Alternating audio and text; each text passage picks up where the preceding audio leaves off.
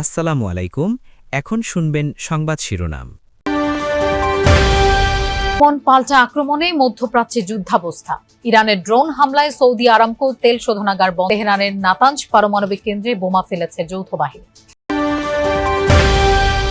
Khamenei হত্যা আন্তর্জাতিক আইনের লঙ্ঘন, পররাষ্ট্র মন্ত্রণালয়ের বিবৃতি। কুয়েত বাহরাইনে বাংলাদেশি নিহতের ঘটনায় উদ্বেগ, চরম। বিরোধী দল থেকে ডেপুটি স্পিকারের জন্য নাম চেয়েছে সরকারি দল। প্রধানমন্ত্রীর সাথে বৈঠক শেষে জানালেন সালাউদ্দিন আহমদ। ঢাকার গণপরিবহন আধুনিকায়নে বিশেষজ্ঞ মত নিলেন প্রধানমন্ত্রী তারেক রহমান। ইমাম মুয়াজ্জিন সহ ৫,০০০ ধর্মীয় গুরু পাচ্ছেন। এতক্ষণ শুনছিলেন সংবাদ শিরোনাম। এখন শুনবেন বিস্তারিত। তাই ইসরায়েল, যুক্তরাষ্ট্র ও তার ৬ মিত্র দেশকে দাঁত ভাঙা জবাব দিয়ে যাচ্ছে ইরান। অপারেশন ফতেহ খাইবারের তৃতীয় দিনে ২০০-রও বেশি মিসাইল ছুড়েছে আইআরজিসি। হামলায় ক্ষতিগ্রস্ত হয়েছে সৌদি আরামকোর সবচেয়ে বড় জ্বালানি পরিশোধনাগার। কুয়েত ৩টি মার্কিন F-15 ফাইটার জেট বিধ্বস্ত হলেও যুক্তরাষ্ট্রের দাবি ভুলক্রমে নিজেদের ছোড়া ক্ষেপণাস্ত্রে ভূপাতিত হয়েছে সেগুলো। পাশাপাশি মধ্যপ্রাচ্যের বিভিন্ন দেশে থাকা মার্কিন ঘাঁটি লক্ষ্য করেও অব্যাহত রয়েছে হামলা। চলছে আরামকোর সবচেয়ে বড় জ্বালানি পরিশোধনাগার রাস তানুরা। সোমবার বিশ্বের অন্যতম প্রধান এই শোধনাগারে হামলা চালায় ইরান। আছড়ে পড়ে একের পর এক ড্রোন। বিস্ফোরণের পর আগুন দ্রুত ছড়িয়ে পড়ে রিফাইনারির বিভিন্ন স্থানে। দৈনিক ৬৫ লাখ ব্যারেল তেল উৎপাদিত হয় এই শোধনাগারে। বিশ্বের মোট জ্বালানির ৭% সরবরাহ করা হয় রাস তানুরা থেকে। এর কিছুক্ষণ পরই কাতারের শিল্পনগরী রাস লাফানের জ্বালানি স্থাপনা লক্ষ্য করে ড্রোন হামলা চালায় আইআরজিসি। ২টি ড্রোন আঘাত হানে স্থাপনায়। এছাড়াও হরমুজ প্রণালীতে ওমান উপকূলের কাছে একটি ট্যাঙ্কারে হামলা চালিয়েছে তেহরান। শুধু ভূমিতেই নয়, সোমবার দিনজুড়ে মার্কিন আকাশ প্রতিরক্ষা ব্যবস্থায় কঠোর আঘাত হানে ইরান। মিসাইল হামলায় কুয়েতে বিধ্বস্ত হয়েছে ৩টি মার্কিন F-15 ফাইটার জেট। নিরাপদে যুদ্ধবিমান থেকে বেরিয়ে আসতে সক্ষম হয় ৬ পাইলট। যদিও ওয়াশিংটনের দাবি ভুলক্রমে কুয়েতের ছোড়া মিসাইলেই বিধ্বস্ত হয়েছে আকাশযানগুলো। অপারেশন ফতে খাইবারের তৃতীয় দিনে তেল আবিব সহ ইসরায়েলের কৌশলগত বিভিন্ন এলাকায় ব্যাপক ধ্বংসযজ্ঞ চালিয়েছে ইরান। যুদ্ধ শুরুর পর ইসরায়েলি ভূখণ্ড লক্ষ্য করে ১০ দফায় মিসাইল ছুড়েছে আইআরজিসি। এর মধ্যে ২৪ ঘণ্টাতেই ছোড়া হয়েছে ২০০-র বেশি। হাইফা, জেরুজালেম সহ বিভিন্ন এলাকায় দেখা মিলছে এমন ধ্বংসযজ্ঞের। আন্তর্জাতিক বিভিন্ন গণমাধ্যম বলছে ক্ষয়ক্ষতি আর প্রাণহানির তথ্য গোপনের চেষ্টা করছে নেতানিয়াহু প্রশাসন। মধ্যপ্রাচ্যে এখন পর্যন্ত সবচেয়ে বেশিবার সংযুক্ত আরব আমিরাতে হামলা চালিয়েছে ইরান। ছুড়েছে ১.৫ শতাধিক মিসাইল আর ২ শতাধিক ড্রোন। মধ্যপ্রাচ্যে ইসরায়েলের অন্যতম ঘনিষ্ঠ এই মিত্র সবার আগে অ্যাব্রাহাম অ্যাকর্ডসে স্বাক্ষর করে। অন্যদিকে ইউএইর আল দাফরা এয়ারবেইজে রয়েছে মার্কিন F-35 যুদ্ধবিমান, যা ইরানের বিরুদ্ধে হামলায় ব্যবহার হয়েছে।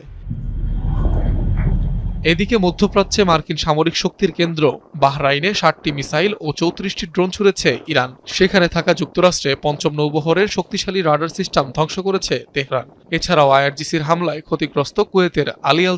মধ্যপ্রাচ্যের যুদ্ধ পরিস্থিতিতে হতাহতের শিকার বাংলাদেশিরা। এতে চরম নিরাপত্তাহীনতায় দিন কাটছে মধ্যপ্রাচ্যের দেশগুলোয় থাকা ১/২ কোটির বেশি বাংলাদেশির।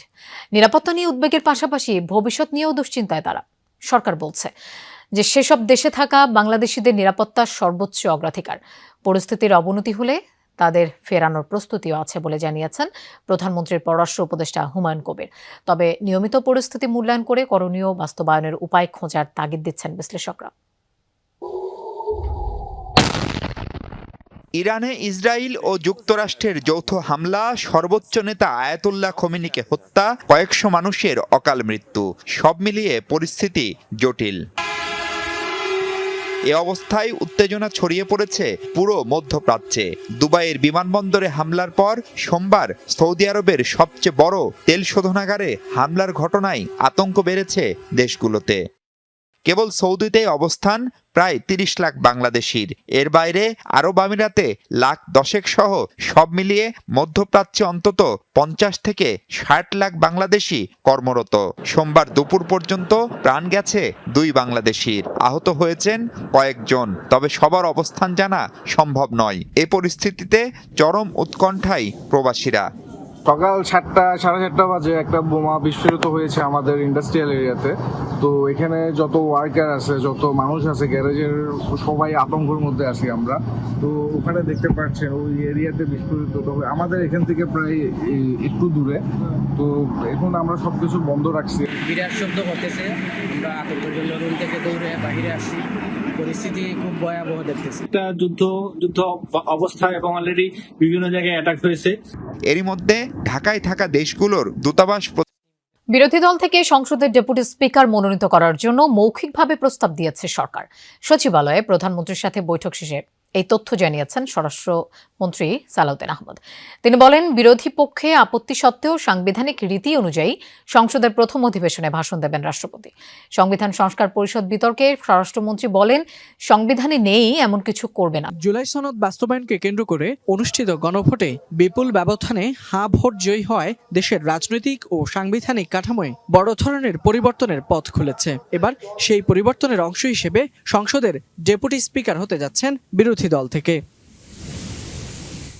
সচিবালয়ে প্রধানমন্ত্রীর সাথে বৈঠক শেষে স্বরাষ্ট্রমন্ত্রী সাংবাদিকদের জানান, এর মধ্যে প্রধান বিরোধী দল জামায়াত ইসলামীকে ডেপুটি স্পিকারের নাম ঠিক করতে বলা হয়েছে। এবং জুলাই জাতীয় সনদে যে আমরা যেটা ঐক্যমতের ভিত্তিতে যেটা আমরা সমঝোতায় এসেছি রাজনৈতিক সমঝোতার দলিল হিসাবে, সেটার বাস্তবায়ন এখন থেকে শুরু করতে চাই। সেই জন্য আমরা আমাদের দলের পক্ষ থেকে প্রধান বিরোধী দলকে আমরা মৌখিকভাবে আমরা সাক্ষাতে তাদেরকে অফার করেছি তারা যেন ডেপুটি স্পিকার তারা ঠিক করেন এবং সেটা সংসদে স্পিকার নির্বাচনের দিন একই সাথে নির্বাচিত হতে পারে। সংবিধান সংস্কার পরিষদ নিয়ে এক প্রশ্নের জবাবে মন্ত্রী বলেন, সংবিধানে সংশোধনী এনে সংবিধান সংস্কার পরিষদ আনা যেতে পারে, কিন্তু তার আগে সংবিধানে নেই এমন কিছু বাস্তবায়ন করা সম্ভব নয়। সংসদের বছরের প্রথমে এবং নতুন সংসদ গঠিত হলে তার প্রারম্ভিক সেশনে প্রথম দিনে রাষ্ট্রপতি ভাষণ দিবেন। সেটা এখনো পর্যন্ত সংবিধানে বহাল আছে, প্রথা আছে, ট্র্যাডিশন আছে। সুতরাং সেই হিসাবেই হবে। কেউ যদি দাবি করে সেটা ভবিষ্যতে যদি সংবিধানের রাজধানীর যানজট নিরসন ও জনভোগান্তি কমাতে বিশেষজ্ঞদের নিয়ে বৈঠক করেছেন প্রধানমন্ত্রী তারেক রহমান। এই দিন জুলাই যোদ্ধা ও শহীদ পরিবারগুলোর পুনর্বাসন করতে নির্দেশ দিয়েছেন সরকার প্রধান। একই সাথে ঈদের আগে ইমাম মুয়াজ্জিন সহ প্রায় ৯,০০০ ধর্মীয় গুরুকে ভাতা দেওয়ার সিদ্ধান্ত। রাজধানী ঢাকার নিত্যদিনের সঙ্গী যানজট, যার অন্যতম কারণ পরিবহন বিশৃঙ্খলা।